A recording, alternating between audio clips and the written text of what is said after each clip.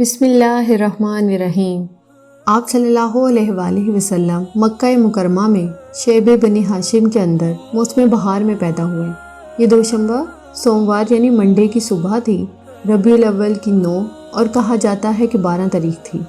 سال وہی تھا جس میں ابراہیم نے مکہ پر حملہ کیا تھا، چونکہ وہ اپنے ساتھ ہاتھی لایا تھا اور عربی میں ہاتھی کو فیل کہتے ہیں، اس لیے اس سال کو عام الفیل کہا جاتا ہے۔ اس روز اپریل 571 کی 22 تاریخ پیدائش کے وقت دایا کا کام حضرت عبد الرحمن بن عوف کی والدہ شفا بنت عمر نے انجام دیا، لیکن آپ کی وفات 8 جون 632 عیسوی میں ہوئی۔ جب آپ پیدا ہوئے تو آپ کی والدہ نے خواب میں دیکھا کہ ان کے جسم سے ایک نور نکلا ہے جس سے ملک شام کے محل روشن ہو گئے ہیں۔ پھر والدہ نے عبد المطلب یعنی آپ کے دادا کو آپ کی پیدائش کی خوشخبری بھجوائی۔ کیونکہ باپ نہیں تھے۔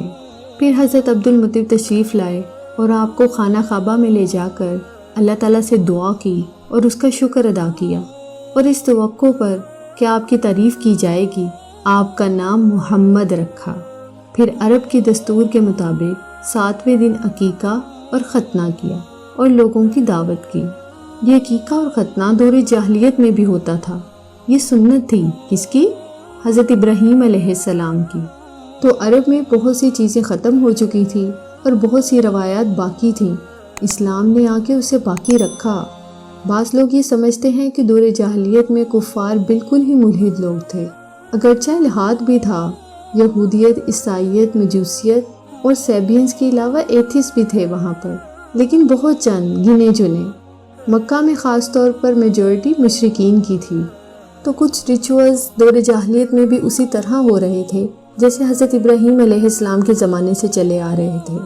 مکہ میں خاص طور پر میجورٹی مشرکین کی تھی، تو یہاں پر آپ دیکھیں کہ اگرچہ وہ مشرک تھے لیکن ان کے اندر حج کا کانسیپٹ بھی موجود تھا۔ اس سے بھی کئی خرافات اور بدعات شامل ہو گئی تھیں، جیسے ننگے حج کرتے تھے اور بہت غلط کام کیا کرتے تھے، عرفات تک نہیں جاتے تھے، جس کی اللہ تعالیٰ نے اصلاح کی۔ مشعر حرام کو انہوں نے مقرر کیا تھا اور وہاں بیٹھ کر مسجد سے لگاتے تھے، لیکن باقی ریچولز بھی دور جاہلیت میں اسی طرح ہو رہے تھے جیسے حضرت ابراہیم علیہ السلام کے زمانے سے چلے آ رہے تھے۔ تلبیہ تک موجود تھا، لبیک اللہم لبیک، لیکن اس میں انہوں نے اضافہ کر لیا تھا، اس کے الفاظ آگے بڑھا لیے تھے اپنے پاس سے۔ ہم نے بھی تو ایسے بہت سے کام کر رکھے ہیں، دین میں اپنے پاس سے اضافہ کر رکھا ہے۔ تو عربوں کے ہاں بھی دور جاہلیت میں سب چیزیں ہو رہی تھیں۔ دور جاہلیت کی بہت ساری چیزوں کو ریکٹیفائی کیا گیا، ان کی اصلاح کی گئی، ان کو اصلاح کے ساتھ ویسے ہی رکھا گیا اور اس میں بہت بڑی تبدیلی نہیں کی گئی۔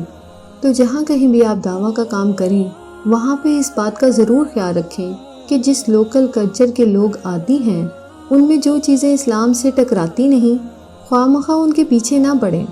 جیسے اگر کوئی قمیص شلوار پہنتا ہے تو آپ کہیں کہ جبہ ہی پہنے یا لانگ ڈریس پہنے، تو یہ ضروری نہیں ہے۔ جب تک کوئی چیز یعنی ہر چیز مباح ہے جب تک کہ اس کی حرمت کا ذکر نہ آ جائے قرآن اور سنت سے۔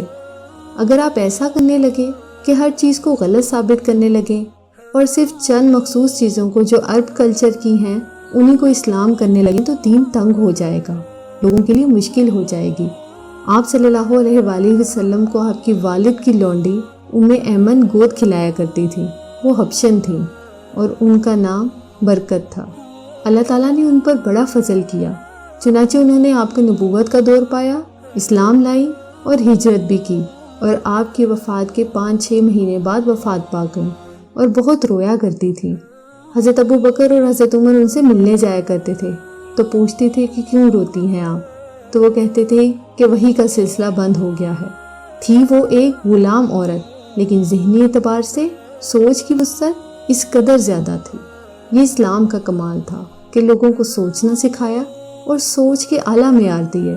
ہم جب تک ان چیزوں میں پڑے رہتے ہیں نا تو چھوٹی چھوٹی چیزوں پر اپنی جان گنوا دیتے ہیں، تو بڑی سوچ نہیں آتی، اعلیٰ مقاصد کے لیے کام نہیں کر سکتے۔ رضاعت کیا ہے؟ دودھ پلانا۔ آپ صلی اللہ علیہ وآلہ وسلم کی والدہ کے بعد سب سے پہلے ابو لہب کی لونڈی سوابہ نے آپ کو دودھ پلایا۔ یہ صوبیہ نہیں ہوتا، سوابہ ہوتا ہے۔ اس وقت اس کا اپنا بچہ جو دودھ پیتا تھا اس کا نام مسرور تھا۔ سوابہ نے آپ سے پہلے حضرت حمزہ بن عبد المطلب کو یعنی آپ کے چچا کو، اور آپ کے بعد ابو سلمہ بن عبد الاسد مخزومی کو بھی دودھ پلایا تھا، لہٰذا یہ تینوں آپ کے رضاعی بھائی ہوئے۔ ابو سلمہ کون تھے؟ ام سلمہ کے شوہر، تو وہ بھی آپ کے رضاعی بھائی تھے، اور حمزہ بن عبد المطلب بھی آپ کے رضاعی بھائی تھے۔ یہ جو ثوابہ ہیں، ابو لہب کی لونڈی، جب حضور اکرم صلی اللہ علیہ وآلہ وسلم کی پیدائش ہوئی تو اس لونڈی نے ابو لہب کو جا کر خبر دی تھی، تو بہت خوش ہوا، اور اس نے ہاتھ کے اشارے سے، انگوٹھے اور انگلی کے اشارے یعنی ہاتھ کے اشارے سے اس کو کہا کہ تم آزاد ہو۔ ابو لہب کی وفات کے بعد یہ واقعہ بخاری میں آتا ہے کہ ابو لہب کی وفات کے بعد اس کے کسی رشتہ دار نے اسے خواب میں دیکھا اور پوچھا کہ تمہارا کیا حال ہے؟ تو کہنے لگا کہ جب سے تم سے جدا ہوا ہوں ایک دن بھی آرام نہیں پایا، سوائے اس کے کہ ثوابہ کو آزاد کرنے کے بدلے مجھے یہاں سے پانی پلایا گیا، اور اس نے انگوٹھے اور قریب کی انگلی کے درمیان ایک سوراخ کی طرف اشارہ کیا، ہوتا ہے نا لکیر کے اوپر تھوڑا سا سوراخ سا، تو اس نے اس کو یوں کہا اپنے ہاتھ کے اشارے سے کہ تم آزاد ہو۔ تو یہ آزادی اس نے دی تھی اس خبر کے سننے کی خوشی میں کہ بھتیجا پیدا ہوا ہے۔ اس سے کیا سیکھا آپ نے؟ کہ اللہ تعالیٰ کسی کی نیکی کو ضائع نہیں کرتا۔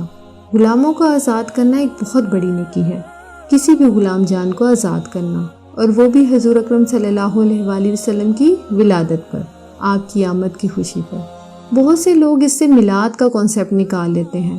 وہ کہتے ہیں کہ چونکہ ابو لہب کو مرنے کے بعد صرف اتنا سا آرام ملا آپ کی پیدائش کی خوشخبری میں غلام آزاد کرنے پر، تو کیوں نہ ہم اس دن بڑے بڑے کھانے پکائیں۔ اول تو یہ ہے کہ خواب کے اندر سے کوئی شرعی حکم نہیں نکالا جا سکتا، کوئی اخلاقی اصول یا کوئی خوشخبری یا کوئی خبر تو لی جا سکتی ہے، لیکن شرعی حکم نہیں ہوتا اس میں کوئی کہ اس کی بنا پر ہم کوئی شریعت میں تبدیلی کر ڈالیں۔ کیونکہ بخاری میں ایسی کوئی روایت آئی ہے تو ہم اس پہ میلاد ملانا شروع کر دیں اور خود بڑے بڑے کھانے بنانا شروع کر دیں، یا اس دن کوئی خصوصی صدقہ خیرات کریں۔ اگر ایسا ہوتا تو پھر آپ صلی اللہ علیہ وآلہ وسلم ہمیں بتانا نہ بھولتے۔ آپ کی زندگی میں 62 بار یہ دن تو آیا ہی تھا آپ کی پیدائش کا، تو صحابہ کی زندگی میں بھی آیا، لیکن کسی نے ایسا کوئی کام نہیں کیا۔ زیادہ سے زیادہ جو ہم اس واقعے سے سیکھ سکتے ہیں وہ یہ کہ اللہ تعالیٰ کسی کے احسان یا نیکی کو ضائع نہیں کرتے، اور ابو لہب نے جہاں دشمنی کی تھی وہاں اگر دور جاہلیت میں کوئی اچھا کام کیا تھا تو اس کے بدلے اس کو نیکی کا اجر ملا تھا۔ بس اتنی سی بات ہے۔